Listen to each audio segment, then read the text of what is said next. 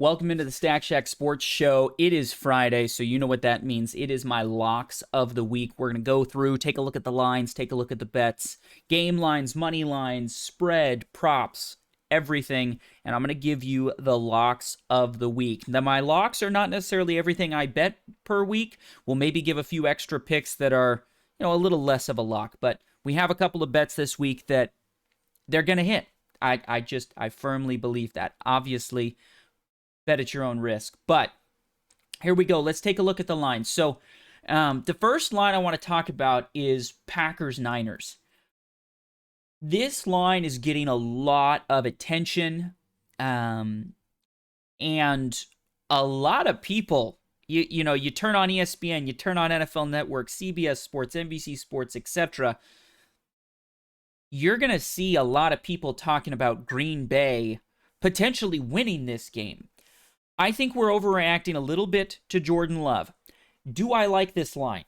Yes. 10 points is great. But it is not going to be on my locks of the week, and I'm going to tell you why. When I look for an absolute lock, a bet that I feel really, really confident in, you typically come into these types of games with some sort of a sense of how you think the game's going to go. Last week, a perfect example, we knew Kansas City, it was going to be snowing, an absolute blizzard. We didn't know for sure about the 4.5 points. Now, as we got closer to the game time, with the snow continuing to be bad, the wind chill continuing to get worse, I ended up making that bet, but it wasn't in my locks of the week. What was in my locks of the week? Well, it was Pacheco, 20 carries at least, so over 19 carries. That kind of a bet, there's lots of ways that game could go, and my bet's going to win, right? I'm looking at it going, it's really cold and windy. They're probably going to run the ball a lot. I didn't know for sure in that moment whether Kansas City would completely blow out the Dolphins. I thought there was maybe a world where the Dolphins would be able to run the ball. They've run the ball okay as the season has gone on, so I thought, well, maybe they'll keep it close. But that gives you multiple options. Yeah, if Kansas City blows them out, Pacheco's going to get 20 carries because they're going to be trying to kill the clock at the end of the game. It might even get more carries, which he did. I think he ended up with 24 carries. The same is true if Miami keeps it close, but it's still windy and cold. You're still going to probably be running the ball a lot, right? I couldn't see a world where Miami blew out or got out to a big early lead on Kansas City where Kansas City needed to throw the ball, right? So for locks of the week, I'm looking at how do I think the game's going to go? And even if it doesn't go exactly how I planned, is my lock still going to hit? The Pacheco bet is a perfect example.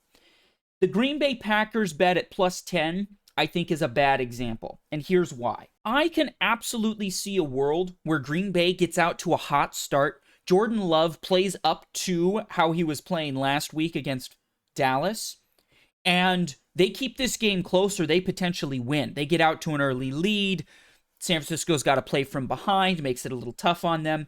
Potentially Green Bay wins this game. But I can also absolutely see Green Bay getting absolutely boat raced by San Francisco. San Francisco comes in feeling disrespected. All these teams are suggesting that they could win. And they just absolutely, completely decimate the Packers. In the past, that has kind of been the case. Essentially, what I'm saying is I think the Packers could win this. I think there is a world where they win this. But if they don't win this, it's also very likely they get absolutely blown out.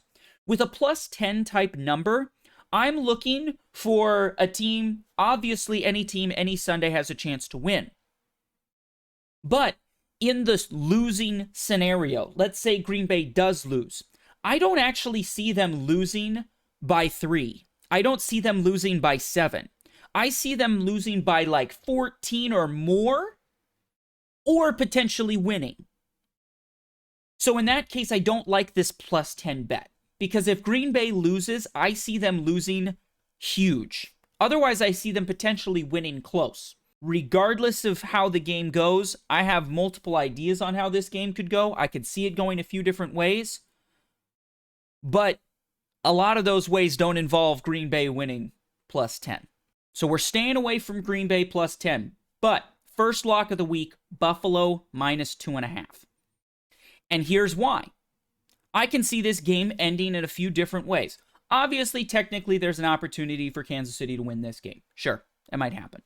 But I actually think this is going to be a bit of a blowout. Buffalo. Buffalo big, in my opinion.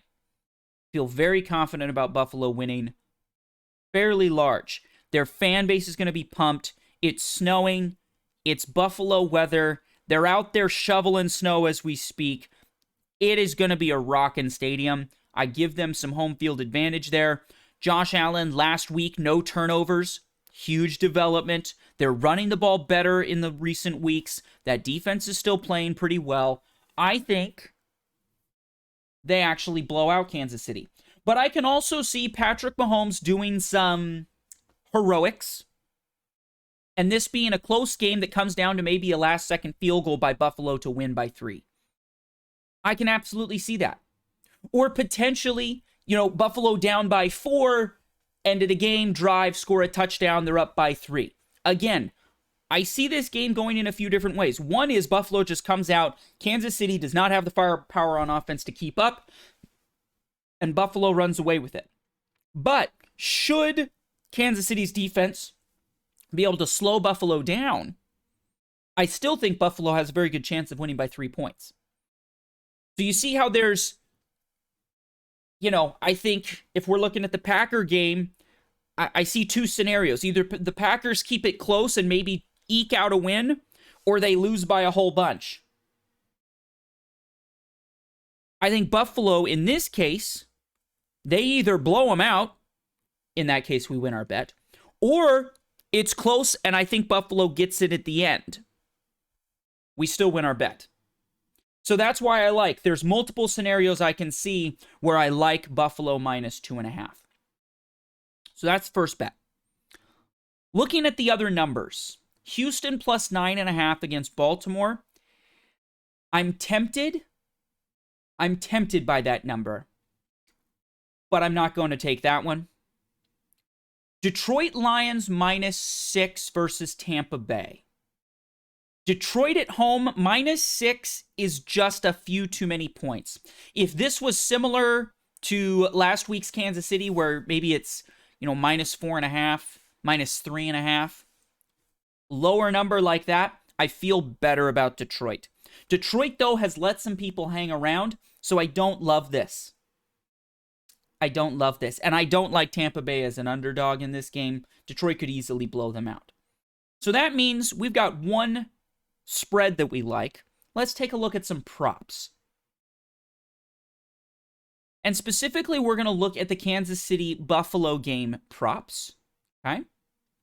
We like this. Let's come down to our player props here. You know me. I have this theory. In big games, you like Diggs. So let's see what the number is. Over 5.5? Absolutely a lock this week. Love Diggs over 5.5. He's going to have 6 catches at least. So for our last lock of the week, we're going to come over to the Packers and the Niners. Okay? And I love the over-under on carries for Aaron Jones. This is somebody who had 21 carries last game. 21 carries. I think he is a absolute lock to get over 16.5 carries in this game. I think they're going to use him. They're going to try and take the pressure off of Jordan Love against a tough defense, and they're going to run the ball a bit. I mean, this guy had, again, 21 carries last week. Bunch of yards. I see them doing it again. At least 16.5 or over 16.5. I love that bet. So those are my 3 locks of the week. Aaron Jones, over 16.5 carries. The Bills minus 2.5. And Stephon Diggs, over 5.5 catches. Over 5.5 catches. Those are my locks of the week. Let me know down below what you think. What's your favorite bet of the week? Are you talking yourselves into Packers plus 10? I almost did. I'm sticking away from it. I'm hiding from it because I don't know, I got a bad feeling about it. I can't do it. But let me know down below what you think, and we'll see you on Monday to recap everything that happened over the weekend.